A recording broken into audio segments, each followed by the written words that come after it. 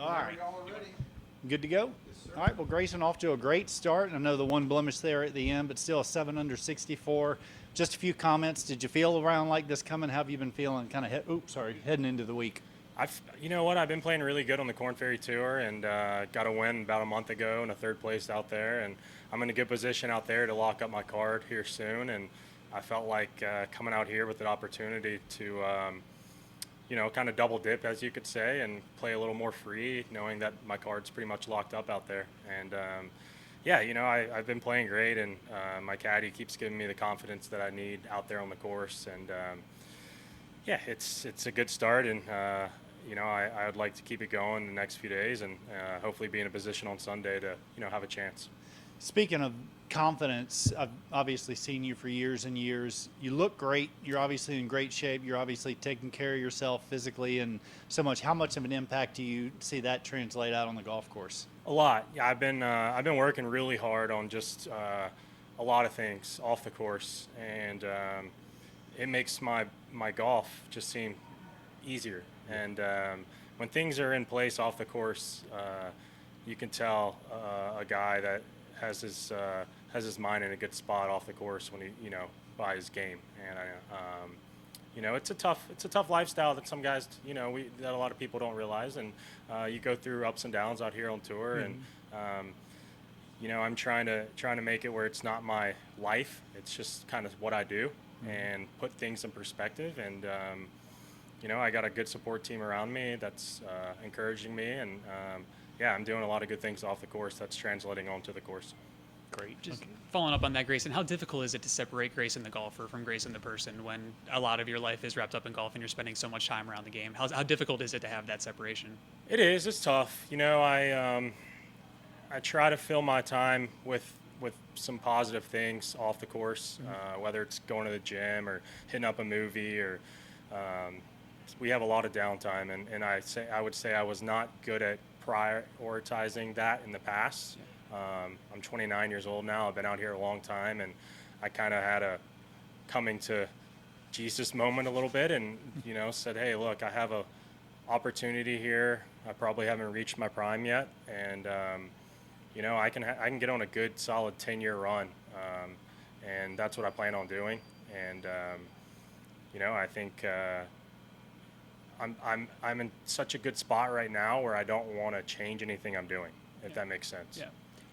Coming back off that crash that you had last year in the accident in October, do you still have anything kind of still weighing on you from there? Are you still dealing with anything from that, or are you kind of feeling more back like yourself again after that? Yeah, I feel a lot better than I did. It took a few months to my knee really took a beating, and that was just adversity that I've dealt with in the past with other adversity moments, and I think it's one of those things that's part of my story now. And I still have knee trouble every now and then. Just the scar tissue hasn't really broken in yet, and I'm still trying to break it through. And but other than that, I feel great. My body feels great, and yeah. Why do you think you've seen so much better results on the Corn Ferry Tour than on the PGA Tour, when you have to go even lower on the Corn Ferry Tour to score and to be able to produce there? Yeah, I think I take a approach out there like I'm the best, and that's what type of approach I want to take out here eventually. There's so many good players out there as well. Yeah. But the top guys out here are really good, and I think you see it with a lot of guys. If they get on a stretch where they're playing good and gain confidence, they have that type of mentality, and that's what it is. You got to see results out on the course before you can start having that confidence. You can't just have it in you, and at all times. I think everyone kind of goes through some ups and downs with their confidence, but if you see the results and believe in yourself, then I think there's no reason that I can't step on the first tee and think that I'm the best player in the field, and without a cocky way of saying it. You went out in 31 on the back, which happens a lot around here, but then you come to number 2 and you knock it in. Take us through that hole and what happened. Yeah, I pushed my drive on number 2, and we didn't have a great lie, so we decided to lay up, and actually kind of a little flyer and big bounce to the left and almost went in the water. Probably another yard or two, it probably would have rolled down in the water, but had perfect angle, 50 some yards to the pin, and you know, those are just lucky bounces. You know, it's one of those that I picked perfect, but it rolled in, and obviously that's a bonus. But yeah, we played that hole smart. I think in the past I probably would have been a little impatient on a hole that you're supposed to birdie at least, and maybe have gone for it with that bad lie and maybe walked off with 6. So obviously walking off with 3, you're probably picking up a stroke and a half on the field, but in my head I felt like I picked up even more just by laying up. Right, and when you get those bonuses, does that make you want to step on the gas harder? Yeah, I mean, you know, there's a tough few holes after that hole, like 3 or 4 holes in a row, 5 holes in a row, where I would say that's kind of the meat of the course, and you're just kind of trying to make pars, and if you make a birdie in there, that's a bonus. You know, I missed a lot of greens coming down the stretch, just probably didn't hit the shots I needed off the tee, the right clubs, and you know, we're gonna change that a little bit tomorrow and play a little more conservative off of some of those tees, but. Yeah, I mean, I think I would have taken 7 under before the round started. Okay, thanks. Did you see the 62 on the board before you started? I did. I saw Jonas shot 62, and you know, there's always a low one out there. Like when you're an afternoon wave, there's someone that's going to go low, and it's nothing that you can't control. Like you can't control it. So I know that it gives you confidence that there is a low one out there, and yeah, I mean, he's a great putter and great player, and he's won out here before, and I don't see him coming back to the field at all the next 3 days, and so I just got to keep the pedal down, and yeah, I mean, I got to keep doing what I'm doing and not look ahead. Did that at all change your approach to this round?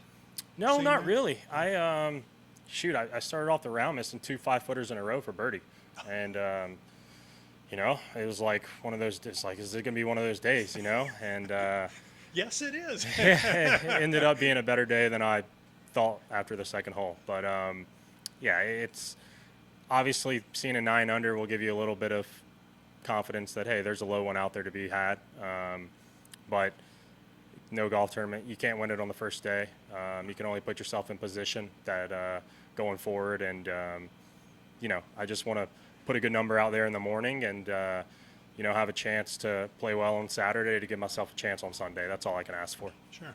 Bouncing back and forth between the tours, when you do get an opportunity out here on the big tour, what's your approach? I mean, does it change? Do you think, okay, I got to get it done. I finally got an opportunity out here. I have to get it done.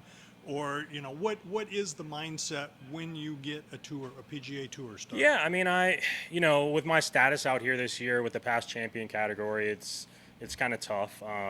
You don't really know what you're going to get into, and luckily I had pretty good success right off the bat when I started playing out on the Corn Ferry, and I pretty much have locked up my card out there, like I was saying earlier, and I think that right there gives me a little more freedom when I do get into these events, to knowing that, hey, I'm gonna be all right for next year, and now this is just kind of bonus. And obviously I teed up this week to win, but anything will help me going forward, whether it's a top 10, a top 5, whatever. So I think I'm just going to keep the same approach that I've been keeping out on the Corn Ferry, which I've been doing really well on. So. All good? All right, you're a free man. Okay. Thanks.